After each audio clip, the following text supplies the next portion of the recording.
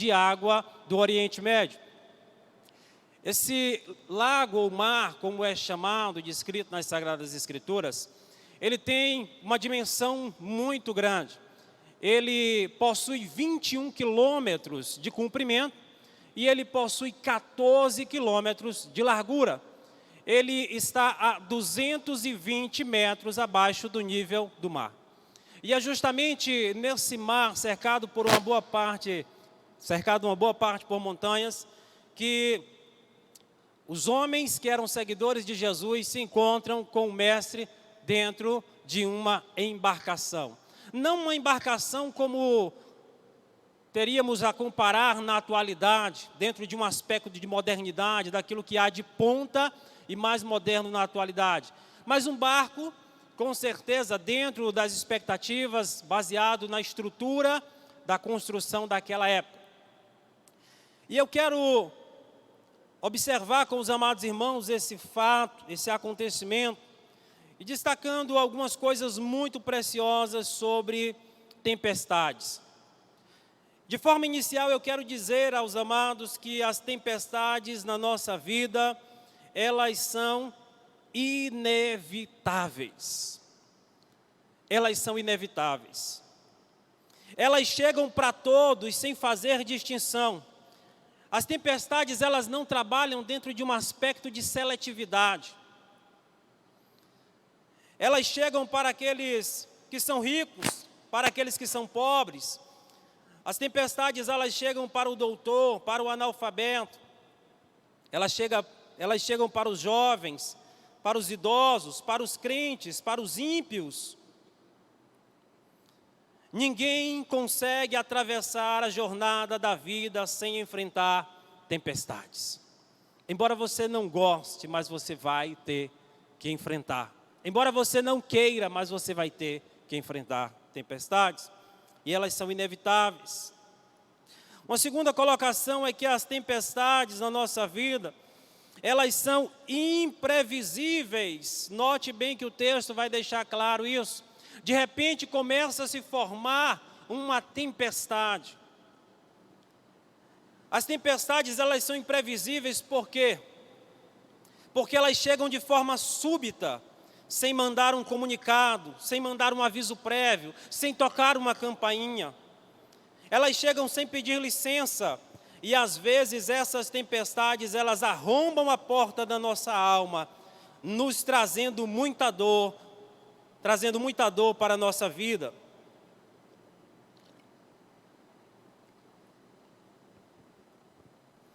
É uma doença grave, é um divórcio doloroso, é um luto traumático, é uma traição amorosa, é uma crise financeira, é algo que eu e você não aguardamos, não esperamos, mas de repente põe a nossa vida de ponta cabeça. Não havia sinal algum de tempestade ali diante daqueles homens que estavam com Jesus naquela embarcação. E assim é também em nossa vida. Nós amanhecemos com muita paz, nós desfrutamos de uma manhã tranquila. E de repente, surgindo à tarde, as coisas começam a mudar de forma radical. Os problemas chegam e visam devastar a nossa vida. Elas são imprevisíveis, mas também as tempestades, elas são, na grande maioria das vezes, inadministráveis. Observe bem que aqueles homens naquela embarcação são surpreendidos por uma tempestade que se forma de repente, como diz o texto. Mas uma outra coisa muito importante nos chama a atenção, é que eles se deparam com uma realidade diferente daquilo que eles já estavam acostumados. Eles se deparam com uma realidade diferente daquilo que eles, com certeza, já tiveram diversas experiências ali no lago da Galileia ou no mar da Galileia. Mas aquela tempestade era uma tempestade totalmente diferente daquilo que eles já haviam visto. Aquela tempestade, ela chama a atenção deles de uma forma totalmente diferente. Assim é na minha e na sua vida. Às vezes nós estamos acostumados a enfrentar algumas situações, e de repente chega uma situação, de repente chega uma tempestade, e nós não conseguimos de forma alguma administrar essa situação. Nós nos esforçamos, tentamos resolver, e os ventos parecem ficar cada vez mais fortes, mais as ondas parecem crescer, mais o mar se torna agitado, e tudo junto bate contra a embarcação de nossa vida. Quantas vezes você já tentou resolver um problema no seu casamento, uma situação com o seu filho, o problema financeiro, ou até mesmo um pecado que tenazmente lhe assedia, ou até mesmo aquele vício que te machuca, que te maltrata, aquele vício que te escraviza e que você não consegue resolver isso com as suas próprias forças. Amados, como eu disse, naquela embarcação haviam alguns homens, dentre os seguidores de Jesus, que eram acostumados a estar no mar, que já tinham enfrentado diversas outras situações, mas aquela diante deles naquele momento era totalmente diferente. E é justamente assim, casais que iniciam de uma forma maravilhosa, mas após 5, 10 ou 20 anos de casados, o casamento se torna algo terrível de conviver. É aquele momento onde a pessoa diz: Deus, o que está vendo? Então vira para o outro e diz: olha, não foi com você que eu me casei, você é outra pessoa. É aquele relacionamento com os filhos, aquele tato com o filho, aquela situação tão carinhosa, tão amável, lá atrás. E com o passar do tempo, a criança vai crescendo e de repente você olha um cenário totalmente diferente. Aquela criança tão amável, agora ela se torna uma pessoa totalmente diferente, revoltada, desobediente. E você se depara com essa tempestade diante de si. Amada igreja, essas situações de tempestades inadministráveis, elas tendem a trazer muitas complicações para a nossa vida. Ano passado eu passei por uma situação, nesses 39 anos de idade, creio eu que a situação mais amarga que eu já experimentei em toda a minha vida. Ano passado eu me deparei com uma situação na minha residência, um problema entre polícia e bandidos. E a minha residência foi o palco central dessa atividade. Aquilo trouxe algo, não a priori no início, mas depois de um dia, depois de 2 dias talvez, a ficha caiu. Um sentimento se apossou, se apoderou do meu coração, do meu ser. E eu entrei naquilo que é chamado pelos psicólogos, pelos profissionais, de síndrome do pânico. Eu fui tomado por um sentimento de pavor, não por medo da ação policial, bandido, mas eu fui tomado, creio eu, por um sentimento de total impotência diante daquele momento. E eu me lembro que compartilhei com alguns irmãos mais próximos, compartilhei com o pastor João Pedro, e aquilo mexeu muito com a minha estrutura, mexeu muito com a minha fé. Às vezes a gente ouve as pessoas no meio cristão dizendo: olha, depressão, síndrome do pânico, isso é coisa do diabo, isso não atinge quem é crente, quem é servo de Deus. Isso não é verdade. Deus, Ele conhece o teu coração, Ele sabe a tua dor. Queridos, eu passava a noite toda acordado, e você pode olhar e dizer: mas você não é pastor? Você não é crente? Você não é um servo de Deus? Eu não conseguia dormir. Nesse mesmo período, a minha cachorrinha, a Tesla, ela comeu um seixo, uma pedrinha, e esse seixo, ele obstruiu ali o intestino da Tesla, e a Tesla, ela adoeceu, não conseguia se alimentar direito, e foi uma situação muito delicada, porque foi paralelo a esse acontecido na minha vida. A Tesla, minha cachorrinha doente, e eu doente, psicologicamente. Eu vinha fazer a supervisão nas células. Eu ia nas células, aquela alegria, aquela coisa contagiante. Mas quando eu pensava que tinha que voltar para casa, eu ficava arrasado, porque era dentro do meu lar, o lugar onde seria o melhor lugar para estar, já não era mais para mim. Não era para mim o lugar de conforto, o lugar de segurança, o lugar de se sentir bem. Querido, foi um momento delicado para ser administrado. Graças a bom Deus, que tratou da minha vida nesse momento tão delicado. E esse mesmo Deus, Ele pode tratar da sua vida, do seu problema que você está enfrentando. Essa tempestade, ela não vai destruir a tua vida. Queridos, por que eu digo isso? Porque as tempestades na vida do cristão, elas possuem um caráter pedagógico.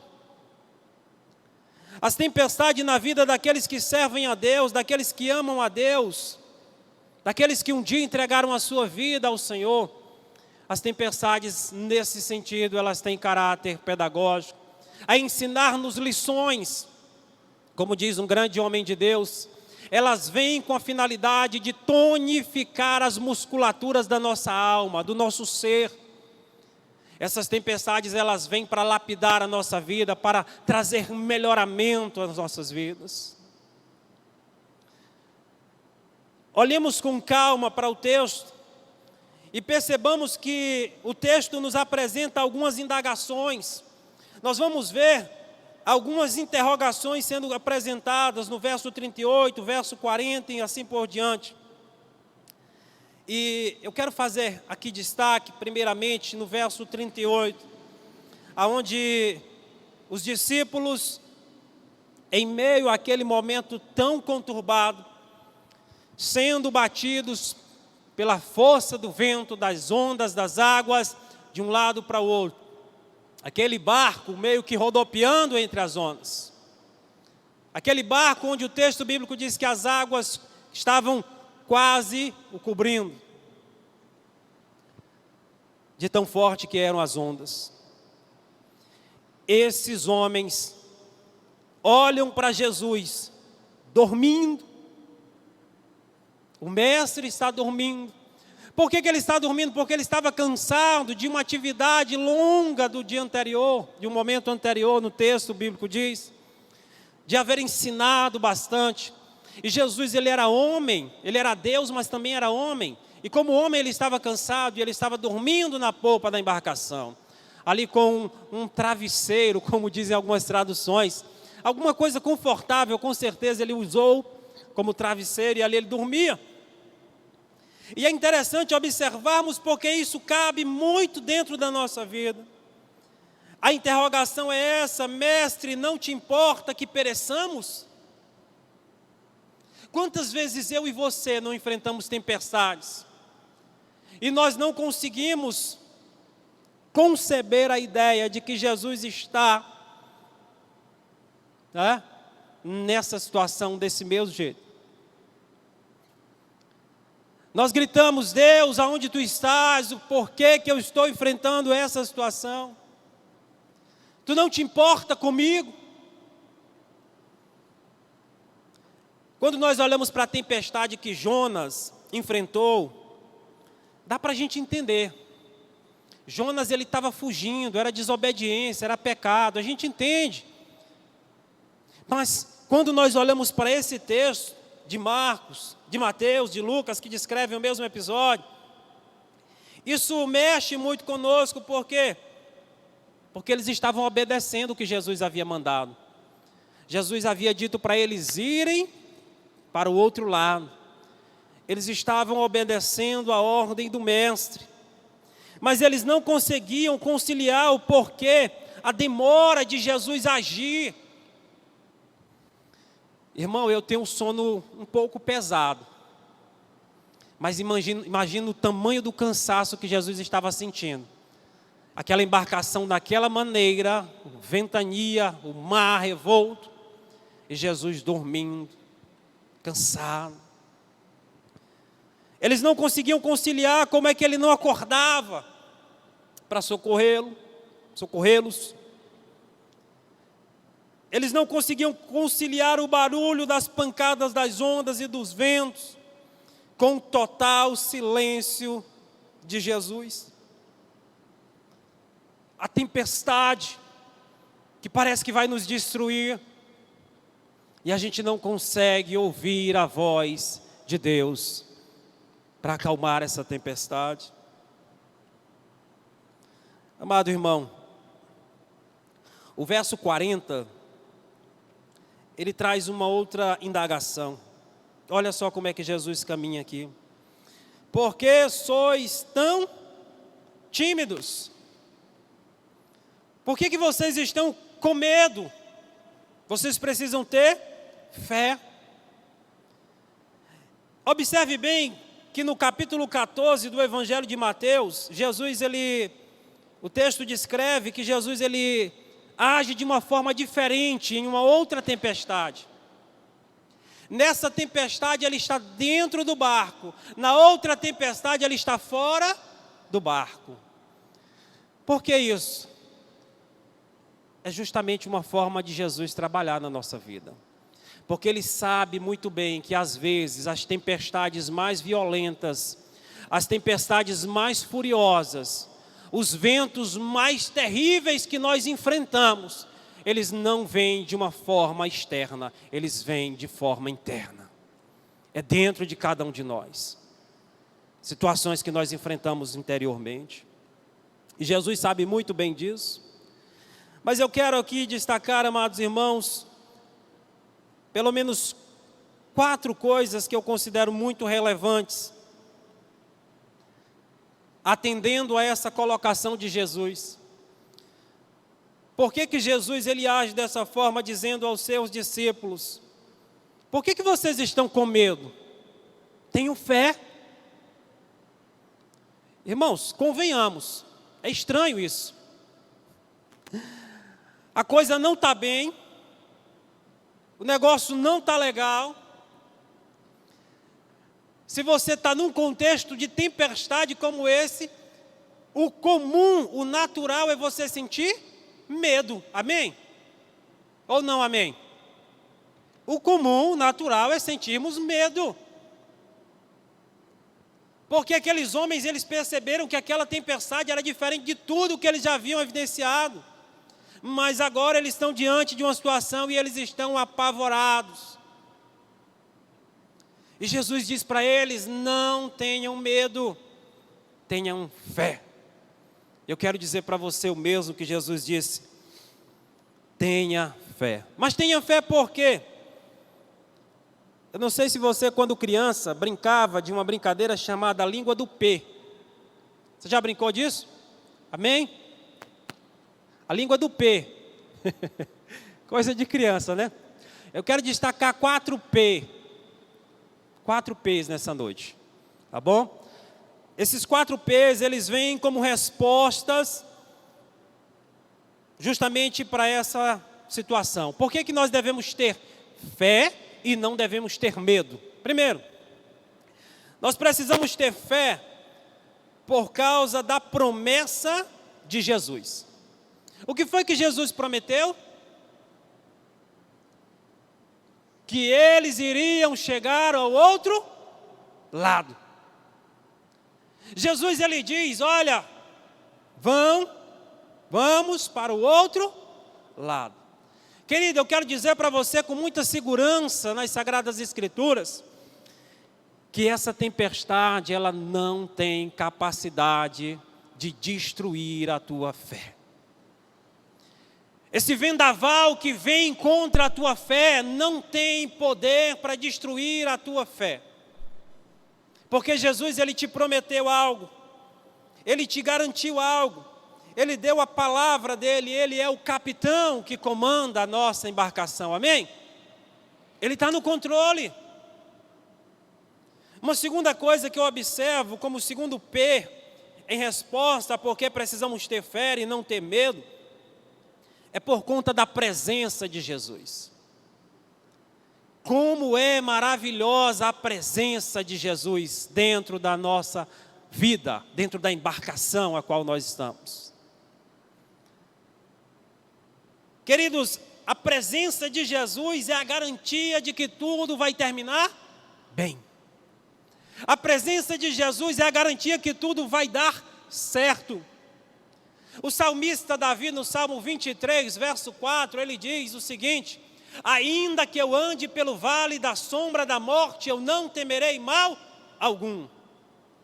E é interessante em quem Davi, ele direciona essa palavra. Ele deixa claro que é porque Deus, o Todo-Poderoso, está com ele. E porque Deus está com ele, ele não vai temer mal algum. Nós não precisamos temer, porque a presença de Jesus, ela enche o nosso coração de fé, diante das tempestades que assolam a embarcação da nossa vida. Amado irmão, um terceiro P que eu quero destacar, é a paz de Jesus dentro daquela embarcação. Eu tenho um irmão que ele tem um sono pesado. Eu lembrei de um episódio, que nós chegamos em Bacabal de uma programação, e a gente teve que pegar uma escada, subir e destelhar, para poder pegar uma vara e ali mexer com ele, para ele acordar. Porque a gente gritava, batia na porta, e ele não acordava. Queridos, o cansaço é um negócio pesado, é muito delicado. O cérebro, ele apaga. Jesus estava dormindo, mas por que Jesus estava simplesmente daquela forma? Porque Jesus sabia que a tempestade viria, amém? Ele sabia ou não sabia? Ele sabia, eles não sabiam, mas Jesus sabia que a tempestade viria. E mesmo sabendo que a tempestade viria, ele estava dormindo. Ele dormia porque ele sabia que tudo estava sob o seu controle. Irmãos, guardem bem uma coisa que eu vou dizer a vocês. A paz, ela não é ausência de problemas. A paz não é ausência de problemas. Essa paz que Jesus está aqui transferindo para os seus discípulos, é uma paz que ele cita em João 14, 27. Ele diz assim: a paz que eu vos dou, o mundo não a conhece. Eu vos dou a minha paz, é o que diz Jesus nesse texto.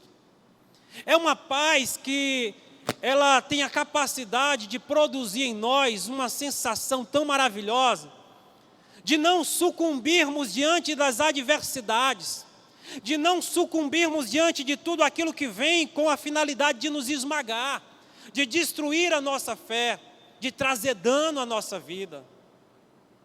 Essa paz que Jesus proporciona quando Ele está dentro da embarcação da nossa vida. Quarto e último destaque que eu quero fazer, ou quarto P, é o poder de Jesus. Em Mateus 28, verso 18, a Bíblia Sagrada diz, através do evangelista Mateus, que a Jesus foi dado todo o poder. Aonde? Nos céus e na terra. Jesus, Ele é o El Shaddai.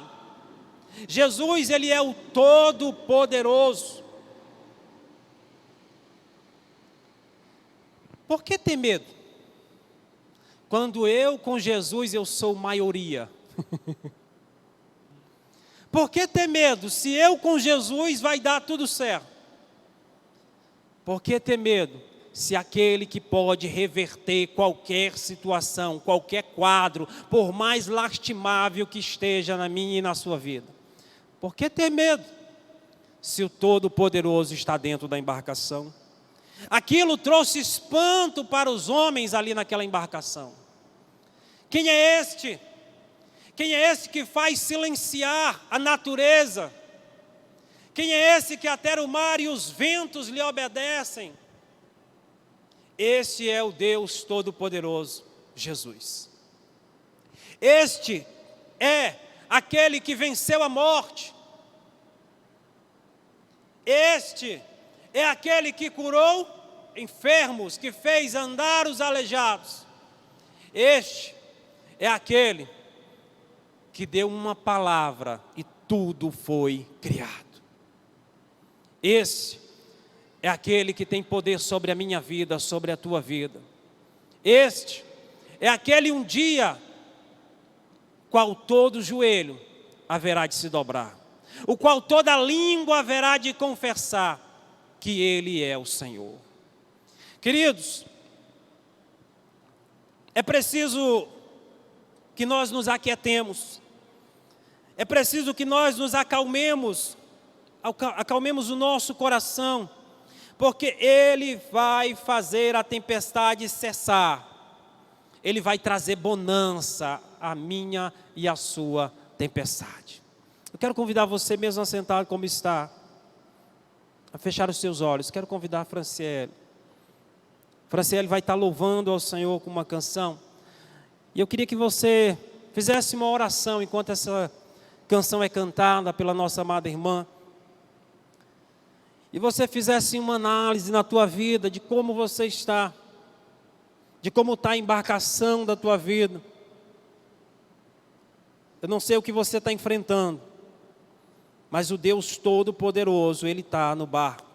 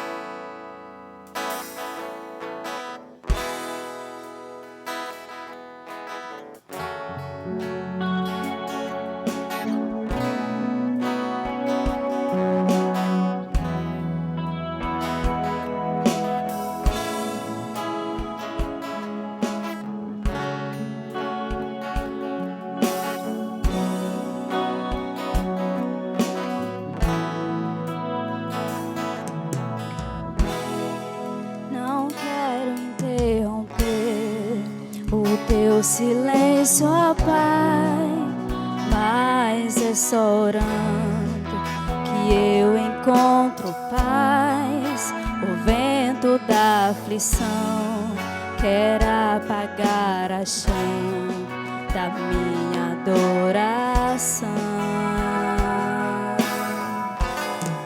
O mundo é um oceano, minha carne é um furacão. Minha vida é um barquinho buscando direção. Descansa em minha alma e acalma a tempestade que agita o meu coração. Acalma o meu coração, acalma o meu coração. Está soprando, mas é te adorando que venço o mar da aflição. Acalma o meu coração, acalma o meu coração. Só venço este mundo se for em tua presença. Acalma o meu coração. O barulho do mar vem pra me confundir. Oh Pai, não deixa as ondas minha fé diminuir. perdoa se pensei que em meio ao teu silêncio não estivesse aqui. Viver na superfície sem poder respirar é o mesmo que morrer por não te adorar. És meu oxigênio, Senhor, sem tua presença minha fé vai naufragar. Acalma o meu coração, acalma o meu coração. O vento está soprando, mas é te adorando que venço o mar da aflição. Acalma o meu coração, acalma o meu coração.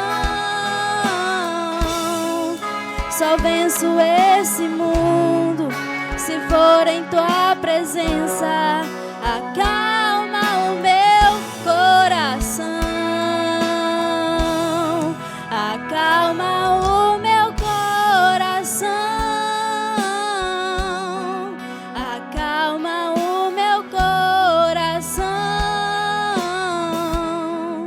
O vento está soprando, mas é te adorando que venço o mar da aflição. Acalma o meu coração, acalma o meu coração. Só venço este mundo se for em tua presença. Acalma o meu coração.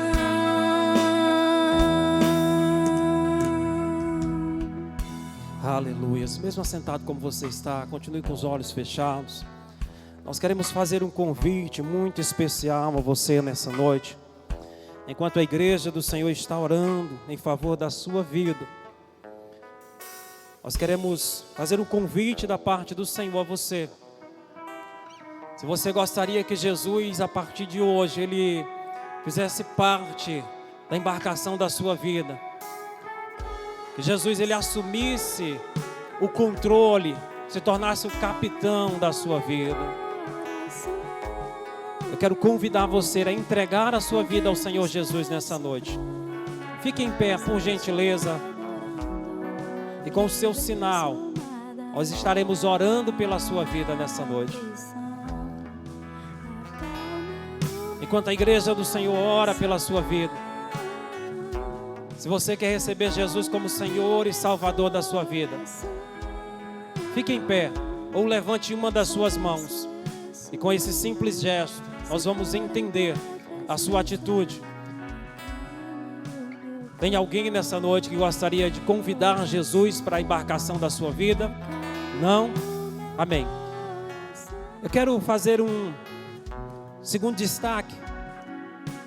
Se você enfrentou recentemente, ou se já vem em um período de tempo X, enfrentando uma situação muito delicada, que tem mexido com a tua estrutura, que tem mexido com a tua fé, eu quero convidar você nessa noite a ficar em pé, e eu vou orar pela sua vida. Pastor, eu estou enfrentando uma situação delicada, mas Deus conhece o meu coração.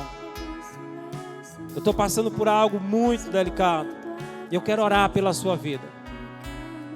Enquanto a igreja do Senhor ainda continua com os olhos fechados, ninguém vai olhar para você. Fique em pé. Eu vou orar pela tua vida. Amém. Fique em pé em nome de Jesus. Se você realmente está passando por algo que está mexendo com a tua fé, essa noite é uma noite que Deus, Ele quer tratar, Ele quer curar teu coração. Ele quer que você aquiete o teu coração e entenda que Ele está presente no barco, que Ele tem o poder para resolver o problema da tua vida. Que o Todo-Poderoso, Ele vai reverter o quadro que você está enfrentando. Que essa tempestade, ela não vai destruir a tua fé. Louvado seja o nome de Jesus. Deus bendito, Pai querido, eu oro por cada vida dessas que se colocou, meu Pai, diante do Senhor nessa noite. Te pedindo, meu Pai, que o Senhor, ó Deus, esteja trazendo bonança, Pai bendito, aos teus filhos. Pai, que eles possam compreender quem é este Todo-Poderoso, que está presente, que está proporcionando paz ao nosso coração, através da sua palavra, nos garantindo que iremos chegar do outro lado, porque Ele está no controle. Abençoa teus filhos, fortalece a fé dos teus servos. Eu oro por cada um destes em nome do Senhor Jesus. Amém e amém. Deus te abençoe, amado irmão. Quero passar a palavra ao pastor.